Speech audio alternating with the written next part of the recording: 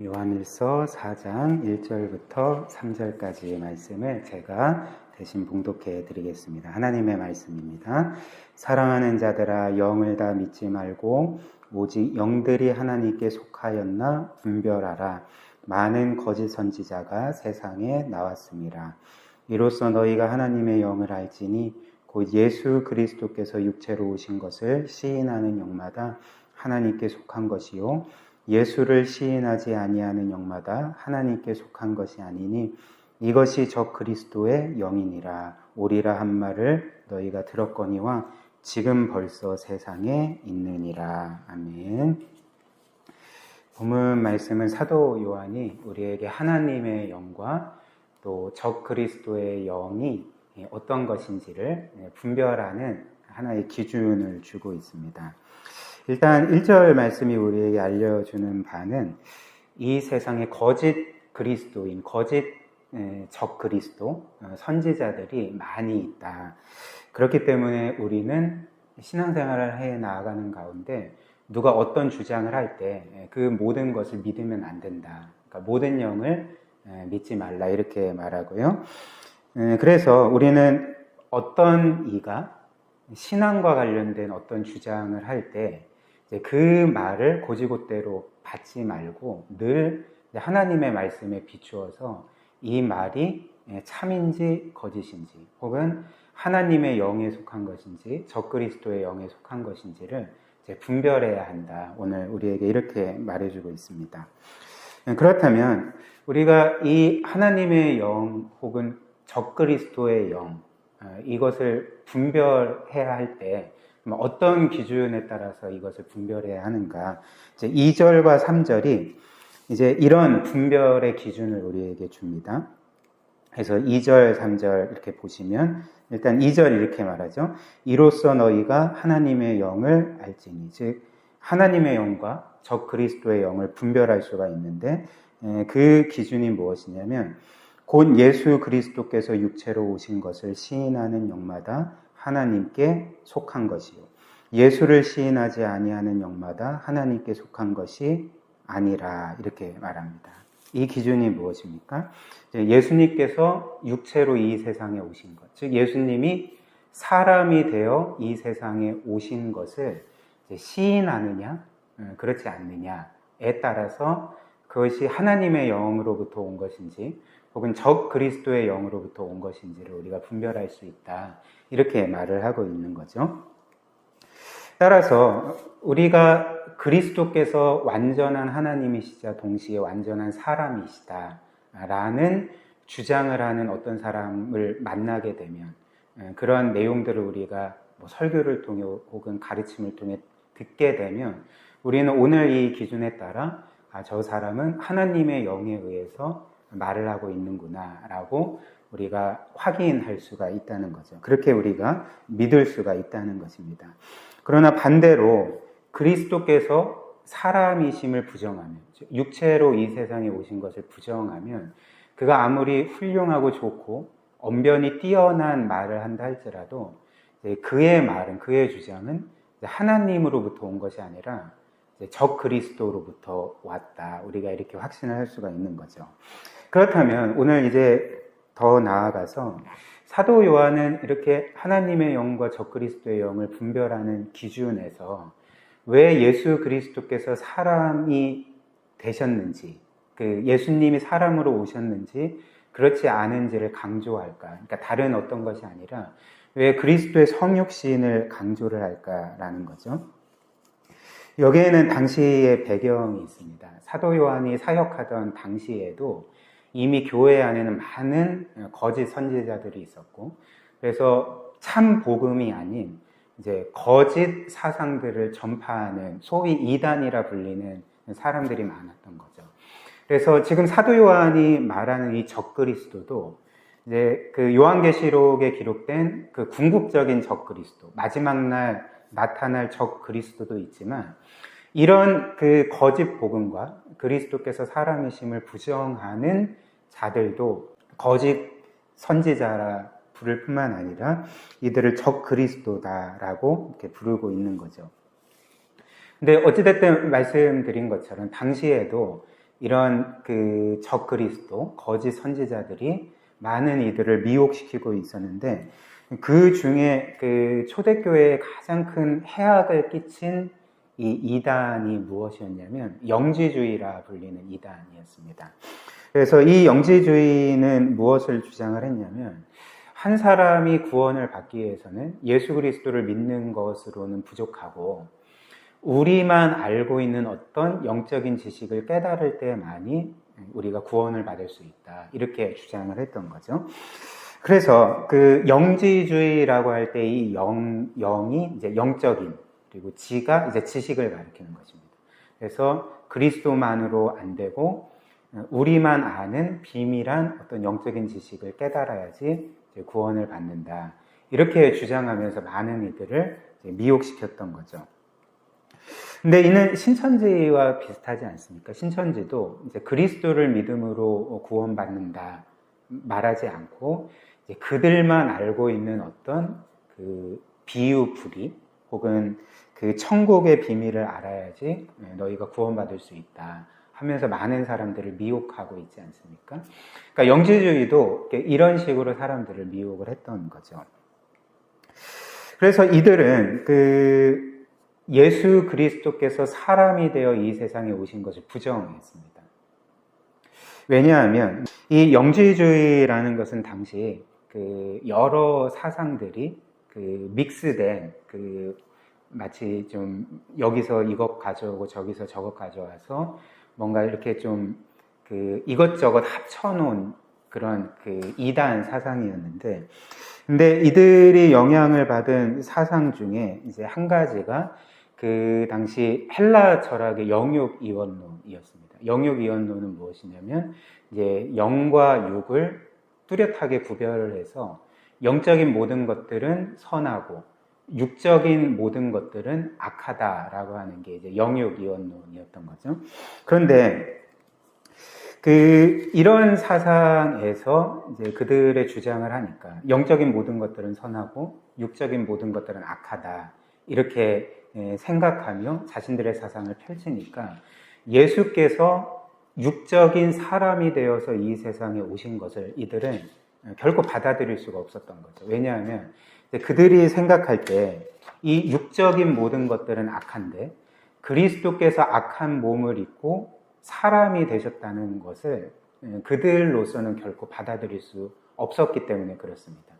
그래서 그들이 대신 주장했던 바가 무엇이냐면 예수님은 사람이 되어 이 세상에 오신 것이 아니라, 그러니까 실제 몸을 입고 완전한 사람이 되어서 이 세상에서 여러 사역들을 행하고 구원을 이루신 것이 아니라 예수님은 사람처럼 보였을 뿐이다. 그러니까 진짜 육신이 아닌 가짜 육신을 입고 사람들이 보기에 사람처럼 보이도록 이 땅을 그렇게 살아가셨을 뿐이다, 이렇게 그냥 말도 안 되는 주장을 했던 거죠. 그래서 역사적으로 이런 주장을 가현설이라고 부르는데요. 그러니까 그 실제 몸이 아니라, 실제 사람이 아니라 이제 가짜로 이제 이렇게 보여지는 듯한 그런 상태로 이 세상에 거하셨다, 이렇게 주장을 했던 거죠. 그런데 이제 이들의 주장대로 예수 그리스도께서 하나님이시지만 완전한 사람이 아니셨다면, 그리고 단지 사람처럼 몸을 입은 것처럼 보였을 뿐이라면 이제 어떤 문제가 생길까요? 일단 그 예수님께서는 우리의 진정한 대표가 되실 수가 없었던 거죠. 우리의 진정한 구원자가 되실 수가 없었던 것입니다. 왜냐하면 우리의 진정한 구원자가 되시기 위해서는 예수께서 완전한 하나님이심과 동시에 우리와 같이 완전한 사람이 되셔야지 우리의 대표가 될 수 있는 것 아닙니까? 그러나 예수님이 완전한 사람이 아니시고 그냥 몸을 입은 것처럼 보였을 뿐이라면 우리의 대표가 되실 수 없고, 그렇다면 우리의 완전한 구원자가 되실 수가 없었던 것이죠. 그리고 두 번째로 예수님께서 진짜 육체를 입지 않으셨다면 또 어떤 것이 문제냐면, 이제 가장 큰 문제는 무엇이냐면 예수님께서 십자가에 못 박혀 죽임 당하셨을 때 그분의 죽음은 실제 죽은 게 아닌 거죠. 그러니까 사람이 아니니까 그냥 그 허상의 몸을 입고 십자가에 못 박혀 죽임을 당하셨는데, 그러니까 죽임 당한 것도 아니고 그냥 죽임 당한 것처럼 보였을 뿐이라는 거죠. 그래서 이렇게 그리스도의 죽음이 완전한 사람으로서 겪은 진짜 죽음이 아니라면 우리의 대속도 원래 일어나지 않는 것이 되는 거고, 따라서 이는 이제 복음 전체를 완전히 무너뜨리는 것이 되는 거죠. 복음의 내용은 무엇입니까? 그리스도께서 완전한 하나님이심과 동시에 완전한 사람이 되셔서 우리를 대표하여 십자가에서 실제로 죽임당하셔서 우리의 영원한 대속을 이루셨다는 것이 복음인데, 그분은 사람도 아니고 또 죽은 것도 그냥 죽은 것처럼 보였을 뿐이니까 이 복음의 모든 내용들이 한 번에 무너지게 되는 거죠. 그렇기 때문에 이 영지주의의 주장, 특별히 그리스도는 실제 사람이 아니셨다, 그리고 그분이 입은 몸은 허상일 뿐이었다라는 주장은 복음을 무너뜨리고 기독교 전체를 붕괴시키는 아주 심각한 결과를 초래하는 이단이었던 것입니다. 그래서 이런 이유로 사도 요한은 예수 그리스도께서 육체로 오신 것을 시인하지 않는 자마다 하나님의 영에 속한 것이 아니라 적 그리스도의 영에 속한 거다, 이렇게 말을 했던 거죠. 단호하게 경고를 했던 것입니다. 그래서 결국 사도 요한이 지금 영지주의 이단에 대해서 혹은 모든 이단에 대해서 경고하는, 그리고 그들의 본질의 핵심을 꿰뚫으면서 우리에게 전해주고 있는 바가 무엇입니까? 그러니까 누구든지 예수 그리스도께서 완전한 구원자 되심을 부정하면, 누구든지 예수 그리스도의 십자가의 죽음이 우리의 영원한 대속을 이룬다는 것을 인정하지 않고 부인하면, 그리스도께서 우리의 유일한 구원자 되심을 부정하면 그는 하나님의 영에 속한 것이 아니라 적 그리스도의 영에 속한 거짓 선지자다, 이렇게 주장을 하는 거죠. 그리고 이제 성경의 이런 기준으로 현 시대의 이단들, 그러니까 당시의 영지주의뿐만 아니라 우리가 살고 있는 이 시대의 이단들도 우리가 충분히 분별할 수가 있는 거죠. 그러니까 현 시대에도 특별히 우리나라, 우리 사회에도 많은 거짓 선지자들, 소위 이단들이 있지 않습니까? 근데 이제 그들은 사실 예수 그리스도에 대해서 말하기는 합니다. 예수님에 대해서 그렇게 어느 정도 가르치기도 하고 전하기도 하지만 그럼에도 불구하고 우리가 잘 분별해야 될 것은 그들이 전하는 예수 그리스도께서 지금 우리가 보고 있는 이 성경의 내용과 일치하는가, 그리고 우리가 알고 믿고 있는 복음과 일치하는 그리스도를 전하고 있는가라는 것을 우리가 분별해야 하는 거죠. 그래서 기독교 이단들 중에 사실 예수 그리스도를 전적으로 부정하는 경우는 거의 없습니다. 다 예수님을 인정하고 예수님에 대해서 말하고 가르치지만, 그러나 오늘 기준에 따르면 우리가 하나님의 영에 속했는지 혹은 적그리스도의 영에 속했는지를 어떻게 분별할 수가 있을까요? 그러니까 그들이 그리스도를 말하지만 그리스도를 유일한 구원자로서 정말 우리에게 선포하고 있는가, 가르치고 있는가, 그리고 그리스도의 그 죽음으로 인한 완전한 대속을, 그래서 그것 외에 구원의 길은 없음을 우리에게 분명하게 가르치고 선포하고 있는지를 우리가 보며 이 사람들이 하나님의 영에 속했는지 적그리스도의 영에 속했는지를 분별할 수가 있는 거죠. 그래서 보통 모든 이단들은 제가 말씀드린 것처럼 그리스도에 대해서 전하긴 하지만 그리스도의 유일성에 대해서는 말하지 않습니다. 그리스도께서 우리의 유일한 구원자 되심을 이야기하지 않고 이제 또 다른 구원의 길을 계속적으로 제시하는 거죠. 그러니까 갈라디아서에서 바울이 말한 또 다른 구원의 길을 계속적으로 전하는 것입니다. 그러니까 초대교회 때는 이제 또 다른 구원의 길이 무엇이었을까요? 그리스도만 믿는 것으로는 부족하고 율법주의자들은 할례를 받아야 된다, 율법을 지켜야 된다, 이렇게 주장을 하고, 오늘 영지주의자들은 그리스도를 믿는 것으로는 부족하고 우리가 알고 있는 영적인 지식을 깨달아야 된다. 그러니까 이런 식으로 현 시대의 이단들도 그리스도의 유일한 구원자 되심을 부정하고 이제 또 다른 구원의 길을 계속적으로 제시하는 거죠. 사람들을 미혹하는 거죠. 그래서 예를 들면 하나님의 교회 같은 경우는 그리스도를 믿는 것으로는 부족하다. 너희는 구약에 기록된 안식일을 지켜야지 구원을 받을 수가 있다. 라고 하면서 사람들을 많이 미혹시키지 않습니까? 또한 신천지 같은 경우는 말씀드린 것처럼 우리가 알고 있는 이 천국의 비밀, 이런 비유풀이, 이런 등등의 것들을 알아야지, 깨달아야지 너희가 구원받을 수 있다. 그러니까 결국은 영주주의나 이 시대의 여러 이단들의 공통점은 그리스도를 자신들의 유일한 구원자로 받아들이지 않고 또 다른 구원의 길을 계속 우리에게 제시하는 것. 이게 바로 우리가 하나님의 영과 적 그리스도의 영을 분별하는 기준이라는 것입니다. 마지막으로 한 가지만 더 살펴볼까요?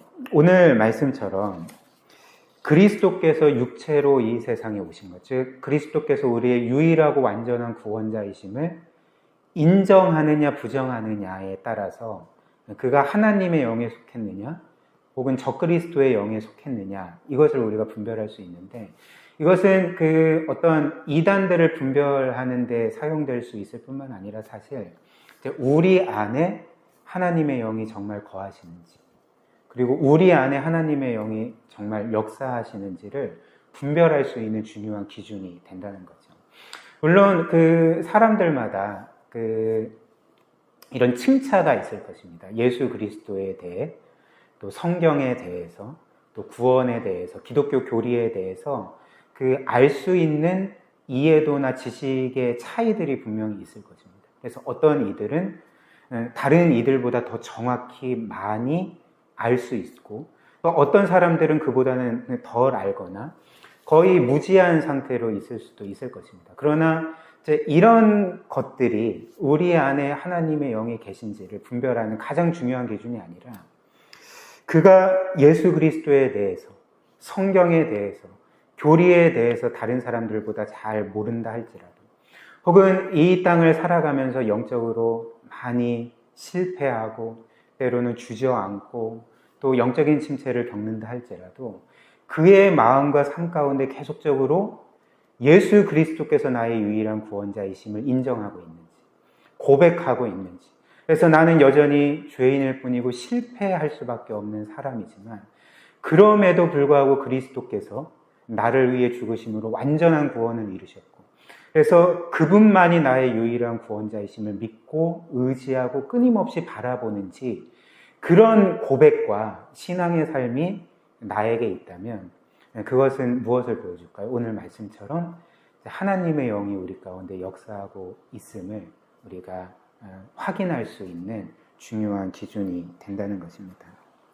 그래서 오늘 이 말씀을 통해서 정말 내 안에 지속적으로 그리스도를 향한 그런 신앙 고백이 이루어진다면, 정말 그리스도께서 나를 위해 죽으신 것 안에서 그분이 나를 위해 율법의 모든 요구들을 성취하심으로 그 안에서 내가 의롭게 되고 하나님의 자녀가 되었다는 것을 확실히 믿고 고백하고 있다면, 그래서 정말 사나 죽으나 나의 유일한 소망이 다른 어떤 것이 아니라 그리스도 안에 있다면, 우리는 하나님의 영이 우리 가운데 역사하고 계심을 믿고 확신하며 우리의 모든 상황과 환경과 내 처지를 초월하여서 그렇게 하나님이 주시는 구원의 확신과 평안함을 누리며 살아갈 수 있을 것입니다.